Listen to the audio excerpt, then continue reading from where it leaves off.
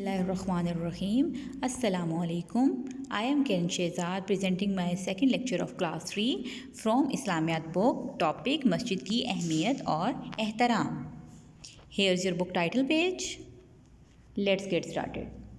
मस्जिद की अहमियत और एहतराम, ये टॉपिक बेटा हमने अपने लास्ट लेक्चर में यानी कि लेक्चर नंबर 1 में मैंने आपको इस टॉपिक से रिलेटेड सारी ब्रीफली एक्सप्लेन किया था. हमने रीडिंग की थी और समझाया था कि मस्जिद की हमारी ज़िंदगी में क्या अहमियत है, इस्लाम में इसकी क्या अहमियत है और हमें कैसे इसका एहतराम करना चाहिए. तो आज हमने इसकी एक्सरसाइज जो है वो सॉल्व करनी है. लास्ट टाइम हमने इसके MCQ सॉल्व किए थे और वर्कशीट की थी और आज हम इसके क्वेश्चन आंसर करेंगे. क्वेश्चन आंसर करने से पहले बेटा एक बार इसकी रीडिंग हम फिर से कर लेते हैं, हम दोहराई करते हैं ताकि हमें क्वेश्चन आंसर करने में कोई प्रॉब्लम पेश ना आए. तो बेटा चलिए रीडिंग स्टार्ट कर लेते हैं और अपने घर में बार बार इसकी रीडिंग लेसन की करनी है ताकि आपको अच्छे से समझ में आ जाए. मस्जिद के मायने है सजदा करने की जगह है. मस्जिद को अल्लाह ताला ने अपना घर भी कहा है या मस्जिद को अल्लाह का घर भी कहते हैं.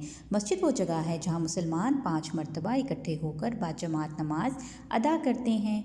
इस्लामी माशरे में मस्जिद को बड़ी अहमियत हासिल है. मस्जिद सिर्फ नमाज अदा करने की जगह ही नहीं, ये मुसलमानों की तालीम व तरबियत और इखलाक की तामीर का मरकज़ भी है.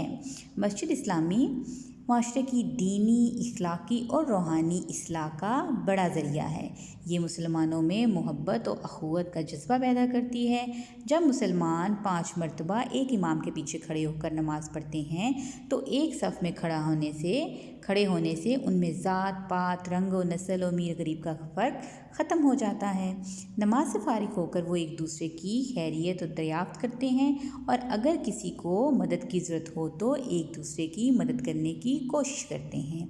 इस्लाम की पहली मस्जिद का नाम मस्जिद कुबा है. हमारे प्यारे नबी अकरम सल्लल्लाहु अलैहि वसल्लम ने जब मक्का से मदीना हिजरत फरमाई, अल्लाह ताला के हुक्म से आप गए तो इस दौरान में कुबा के मकाम पर चंद रोज़ क़याम किया, ठहरे.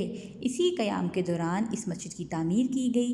कुबा के बाद रसूल अकरम सल्लल्लाहु अलैहि वसल्लम मदीना मुनव्वरा पहुँचे तो सबसे पहले मस्जिद की तामीर का काम किया.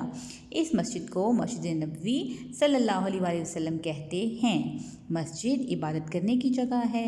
इबादत की जगह का पाक और साफ़ होना ज़रूरी है और इस जगह का एहतराम भी करना चाहिए. हमें चाहिए कि हम मस्जिद में सुकून और ख़ामोशी से दाखिल हों.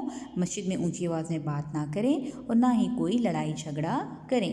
मस्जिद को रास्ता ना बनाएं. मस्जिद की सफाई का ख्याल रखें और मस्जिद में फ़जूल बातें ना करें. हज़रत आयशा रज़ी अल्लाह ताला अन्हा फरमाती हैं कि नबी अकरम सल्लल्लाहु अलैहि वसल्लम ने घरों और मोहल्लों में मस्जिदें तामीर करने और फिर उन्हें साफ़ सुथरा रखने का हुक्म दिया है. एक और रवायत ये भी है कि नबी अकरम सल्लल्लाहु अलैहि वसल्लम ने मस्जिद में प्याज और लहसुन खाकर आने से मना फरमाया है ताकि उसकी बदबू से दूसरे नमाजियों को तकलीफ़ ना हो. ये रीडिंग है बेटा, एक्सप्लेन मैं पहले कर चुकी हूँ. आज हमने सिर्फ इसकी दोहराई की है, पढ़ाई की है ताकि आपको क्वेश्चन आंसर सॉल्व करने में कोई प्रॉब्लम ना हो. अब क्वेश्चन आंसर बेटा इसके आगे लेसन के नंबर 1 पे है, मस्जिद से क्या मुराद है. तो मस्जिद के मायने है सजदा करने की जगह और मस्जिद को अल्लाह का घर भी कहते हैं. मस्जिद वो जगह है जहाँ मुसलमान दिन में 5 बार इकट्ठे होकर बाजमात नमाज अदा करते हैं.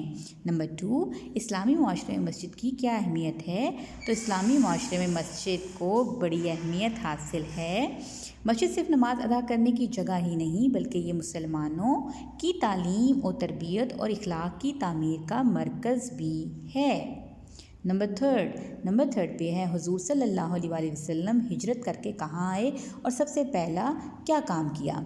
तो ये है हुजूर अकरम सल्लल्लाहु अलैहि वसल्लम हिजरत करके मदीना आए और सबसे पहला काम मस्जिद नबवी सल्लल्लाहु अलैहि वसल्लम की तामीर का किया. नंबर 4, मस्जिद में किन किन चीज़ों को खाकर जाने से मना किया गया. तो मस्जिद में लहसुन और प्याज खाकर जाने से मना किया गया है. नंबर 5, इस्लाम की पहली मस्जिद का क्या नाम है.